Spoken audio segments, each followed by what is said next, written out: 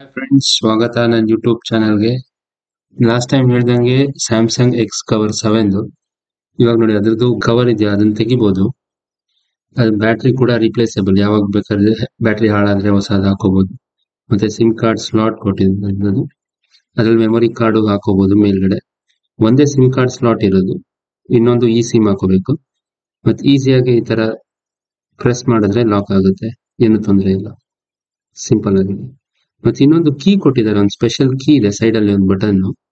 ಅದು ಪ್ರೆಸ್ ಮಾಡಿದ್ರೆ ಈಗ LED ಲೈಟ್ ಸೆಟ್ಟಿಂಗ್ ಮಾಡಿದೀನಿ, ಏನ್ ಬೇಕಾದ್ರೆ ಸೆಟ್ಟಿಂಗ್ ಮಾಡ್ಕೋಬಹುದು, ಆನ್ ಆಫ್ ಆಗುತ್ತೆ.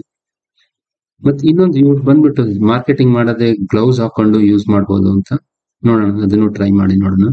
ನೋಡಿ ಅದ್ರಲ್ಲೂ ಆರಾಮಾಗಿ ಯೂಸ್ ಆಗುತ್ತೆ, ಏನು ತೊಂದರೆ ಇಲ್ಲ, ಚೆನ್ನಾಗಿ ಯೂಸ್ ಮಾಡ್ಬೋದು. ಅದಕ್ಕೆ ನೀವೆಲ್ಲ ಹೋಗ್ತಿದ್ರೆ ಎಲ್ಲ ಕ್ಯಾರಿ ಮಾಡಕ್ಕೆಲ್ಲ ಚೆನ್ನಾಗಿರುತ್ತೆ. ರಫ್ ಯೂಸ್ಗೆ ಒಳ್ಳೆ ಬೆಸ್ಟ್ ಫೋನ್ ಅಂತಾನೆ ಹೇಳ್ಬೋದು. Thank you.